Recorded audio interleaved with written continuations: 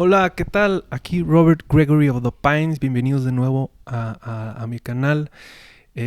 Pues estamos a 3 de julio en la noche. Y bueno, yo les quiero compartir este video. Es un video muy personal. Eh, pues les cuento. Yo desde hace unos días deseé, se me ocurrió hacer un video de las 30 razones por las que soy católico, ¿no? No dije, voy a hacer 30, sino que las fui haciendo y llegué más o menos a 30. Dije, lo voy a cerrar en 30. Y entonces mientras estaba haciendo ese video me acordé que yo ya había, mientras estaba haciendo ese documento, me acordé que yo ya había hecho un documento similar. Ya había puesto mis razones. Lo empecé a buscar y llegué a este documento que les voy a leer. Entonces todavía voy a hacer el otro video de las 30 razones, pero este es distinto. ¿Por qué? Pues este documento realmente no es una carta. Es una carta que yo le escribí a mi pastor, al pastor que yo tenía cuando estaba en la iglesia evangélica, cristiana, protestante. Yo se lo escribí a él con el objetivo, pues realmente primero a mí, ¿no? Primero a mí, para yo estar firme, pero luego a él también, porque pues sí, yo recibí mucho de mi pastor, de la iglesia. Sigo muy agradecido con ellos, pero pues yo estaba encontrando un tesoro, ¿no? Un tesoro que yo quería compartir y quería que me acompañara, ¿no? Yo escribí esta carta para convencerlo. Entonces, esta es una carta de un ex evangélico a su pastor. Entonces, pues se las voy a leer tal cual. Se las voy a lo mejor añada algún comentario aquí en vivo, pero se las voy a leer a nivel general. El primer título que puse es Unidad. Dios quiere una iglesia unida. Es claro en su palabra. Es difícil justificar una unidad intangible o solamente a nivel local. ¿Cómo es que llegamos a esta desunión? ¿Cómo podemos llegar a la unión que Cristo le oró al Padre, con la cual el mundo creerá que Dios envió a Cristo? Y aquí puse entre paréntesis Juan 17, léanlo.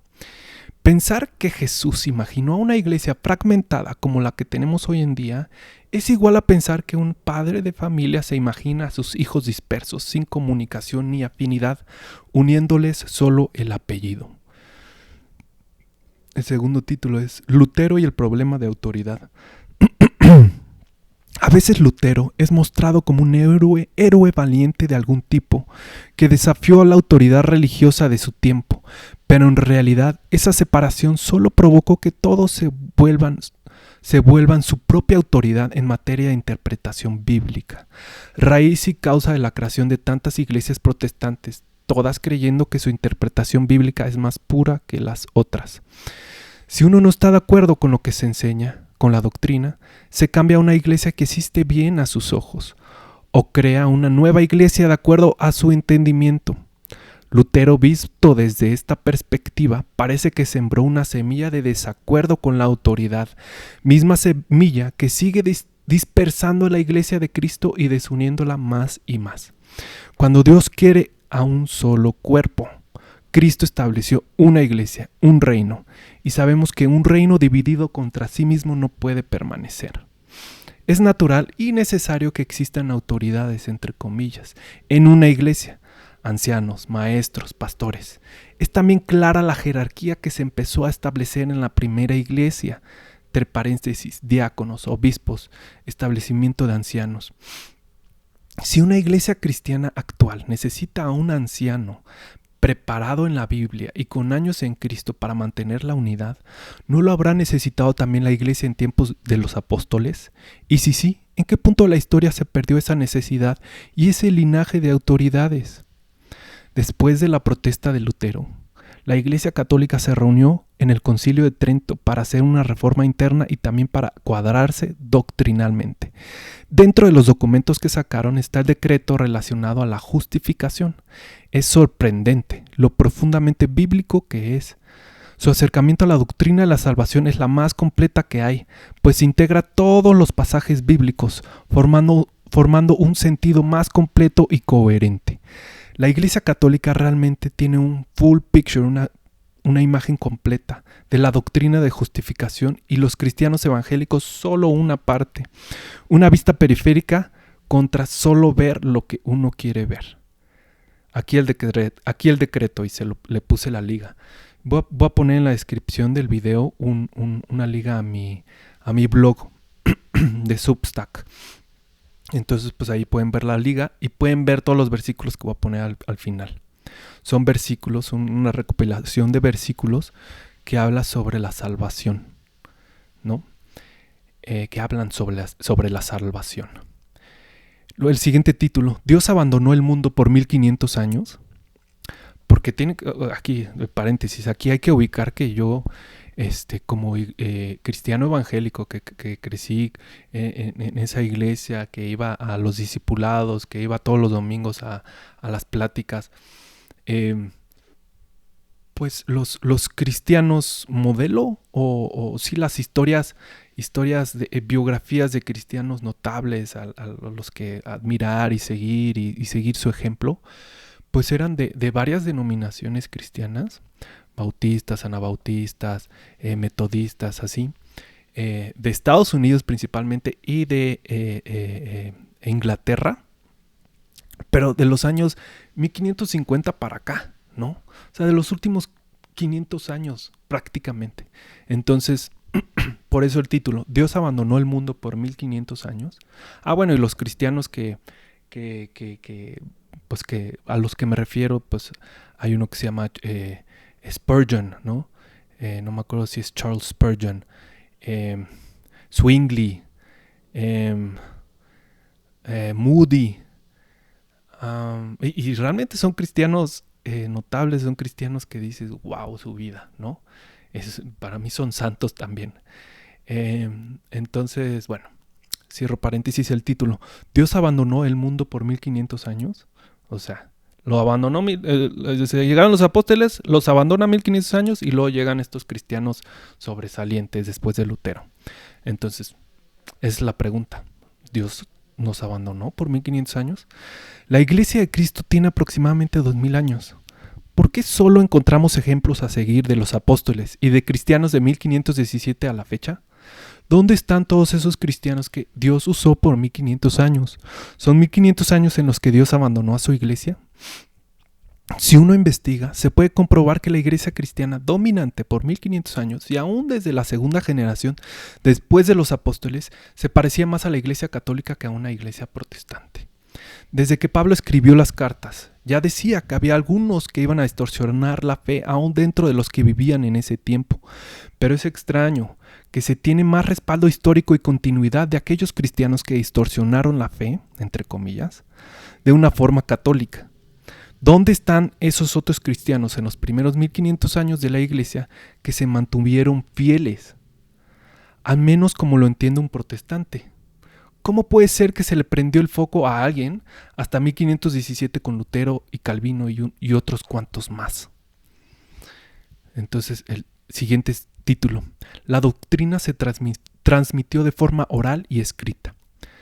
En 2 Tesalonicenses 2:16, Pablo le pide a Timoteo que, entre comillas, estad firmes y retened la doctrina que habéis aprendido, sea por palabra, aquí lo puse en bold, o por carta nuestra, o sea, en palabra a voz o escrito, y se cierran comillas. Es decir, le está pidiendo que recuerde y aplique todo lo que se instruyó a viva voz, no solo por las cartas que vemos en la Biblia. Eso es fácil de comprender, es lógico, e incluso es algo que hacen los protestantes hoy en día. La Biblia siempre es acompañada de enseñanza, en predicaciones o en los estudios de discipulado, entre comillas, así se llamaban las clases, de 1 a 1 o de un maestro con un grupo, se llamaban clases de discipulado. Esto nos lleva a preguntar, ¿dónde quedó toda la enseñanza que se transmitió de forma oral o vivencial? O bien, ¿habrá una segunda generación que de alguna forma captó estas enseñanzas y las documentó en texto? La Iglesia Católica, entonces, es la iglesia histórica que se puede trazar a la segunda generación de creyentes. De esta forma, desde la primera generación de creyentes hasta ahora, se rescata a través de la Iglesia todas esas enseñanzas e interpretaciones que complementaron al Nuevo Testamento. Como se prometió en los Evangelios, porque sí lo dice, Dios siguió guiando a la Iglesia. ¿Ok? La iglesia es necesaria. La prueba infalible de que la Biblia no puede vivir sin la iglesia es justamente la desunión que hay en el mundo protestante. Si la Biblia fuera suficiente para hacer vivir la voluntad de Dios, no habría tantas diferencias doctrinales en el mundo protestante. Siguiente título. La iglesia que instituyó Cristo. La Iglesia Católica dice ser la iglesia que instituyó Cristo, con la verdad completa y la gracia completa. ¿Cómo se comprueba que es la iglesia que instituyó Cristo? Con la historia de la iglesia y con la evidencia bíblica en el Antiguo y Nuevo Testamento, de que la idea es que hubiese una sucesión de discípulos y una unidad entre todos. ¿Quién mejor para interpretar la Biblia que la iglesia que instituyó Cristo con los apóstoles? Jesús le dio la autoridad a su iglesia, a sus discípulos. Por medio del Espíritu Santo ellos conocen la verdad. Sí, pero la autoridad les fue dada a ellos, a los discípulos.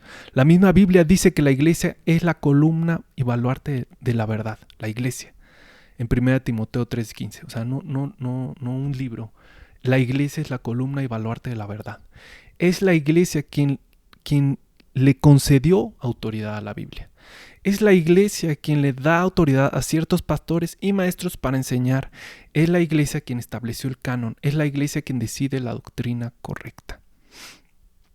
Es esta idea, en conjunto con la evidencia de las creencias de los primeros cristianos, sumado con fundamentos bíblicos, que las ideas tan distintas y distantes de la Iglesia Católica me pueden hacer sentido. Pasajes que los cristianos evangélicos ven de una forma ciertamente pueden ser vistos de otra forma. ¿Y quién puede decidir cuál es la interpretación correcta? Para eso, la Iglesia. El penúltimo título, sobre la salvación. Al final se anexa, y aquí no voy a leer todos los versículos, más bien les voy a poner un link otra vez al artículo en Substack. Al final se anexa una recopilación de versículos que podrían sugerir para algunos que la salvación se puede perder. Y otros que son muy claros al respecto. Y es que, ¿no es algo lógico también? ¿No sería un asalto contra nuestro libre albedrío el quitarnos la libertad de decidir dejar de creer?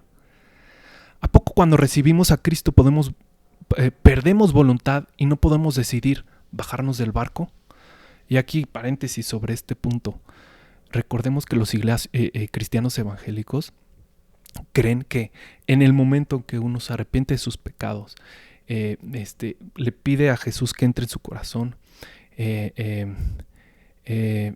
decide creer en Él, se acercan al arrepentimiento y le pide que entre a su vida, a su corazón, que vengan con su Espíritu Santo. En ese momento la persona es salva y es salvada ya de aquí para siempre, ¿no?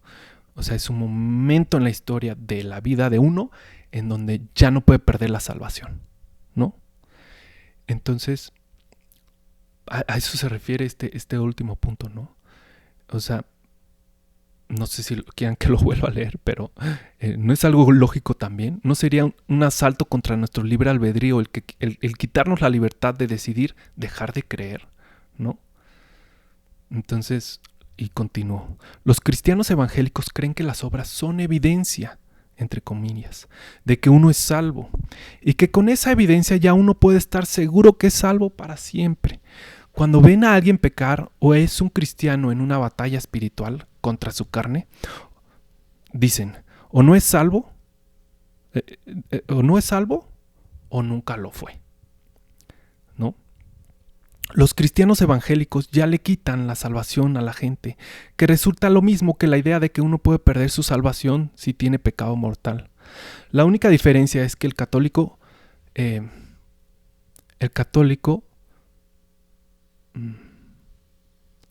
El católico sabe cuándo perdió la salvación o perdió su estado de gracia. Pero el cristiano evangélico, si sigue en pecado, nunca está completamente seguro de su salvación. Las obras, con la gracia de Dios, son evidencia del trabajo del Espíritu y de una obra de santificación progresiva. El pecado, en cambio, es evidencia de que no hay gracia en una vida o bien ha dejado de creer. Y entonces aquí puse preguntas retóricas. ¿Por qué diría Pablo que trabaja para su salvación con temor y temblor si la salvación no se pierde? Aquí no puse la referencia bíblica, pero esto lo dice Pablo, ¿no? Exhorta a los cristianos que trabajen en su salvación con temor y temblor. ¿Por qué en Apocalipsis 21:8 Dios pondría a los incrédulos en el mismo barco que los homicidas y otros? ¿No deberían ir a la muerte segunda solo los incrédulos? ¿Por qué Pablo varias veces habla de persistir o de permanecer? Si no hay nada que podamos hacer para perder la salvación, ¿por qué esta exhortación? ¿Por qué Jesús nos exhorta a guardar los mandamientos para ser salvos si su obra redentora es suficiente? La obra de Cristo da la entrada de la gracia con la cual obtenemos perdón de los pecados como el ladrón de la cruz, pero debemos continuar en la fe y en obediencia para obtener la corona, entre comillas. Y aquí puse nomás 20 razones para ser católico. Estas no las revisé antes de compartir, de grabar este video. Y son cortitas, ¿no? 1. La salvación es explicada de forma hermosa en la Iglesia Católica, haciendo mención e integrando todos los pasajes bíblicos. Yo recuerdo haberle dicho a mi pastor, veo la Biblia con más color. O sea, con la doctrina de la Iglesia Católica, veo la Biblia con más color. Segundo punto, los católicos creen en la gracia de Dios, desde la gracia para creer, obedecer y arrepentirse. O sea, no es cierto eso de que los católicos es puras obras, no, o sea, la gracia siempre está presente. Doctrinas como la intercesión de los santos, María como Madre Reina de los cielos, estatuas, el Papa, la Eucaristía, pueden explicarse bíblicamente. Y muy bien. Hay fruto del Espíritu en los católicos y amor fraterno, las dos guías que dio Jesús para reconocer a sus discípulos. 5. Hay personas que han dado todo por seguirlo. Nomás lean las historias de los santos, o sea, es increíble.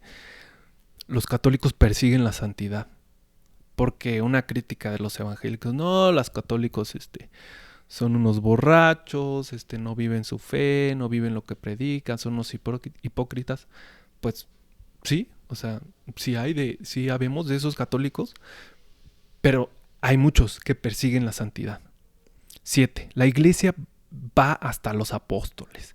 Uno puede trazar un linaje de personas y pensamiento. Eso les da autoridad sobre la Biblia. 8. La Biblia dice que Dios seguirá guiando a la iglesia, lo cual explica otras doctrinas que no se pueden explicar tan bien bíblicamente.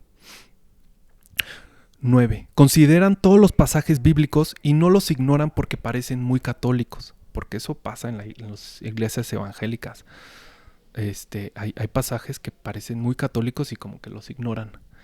Aquí, como las buenas obras de amor y justicia, el ayuno, la salvación a través de la conciencia sin conocer a Dios, la recomendación de Pablo a ser solteros, la imposición de las manos. Número 10. La Biblia dice que creamos y obedezcamos todo lo dicho en palabra y en carta. Y aquí pongo énfasis en palabra. Lo dicho en palabra a viva voz ha sido preservado a través de la Iglesia Católica. 11. Tienen a los primeros mártires que murieron por fe. 12. Conservaron las escrituras y determinaron el canon. 13. Dios no podría haber dejado al mundo sin guía clara por 1500 años. 14. La forma en que la doctrina es concebida hace más sentido. No depende de la inspiración de un individuo.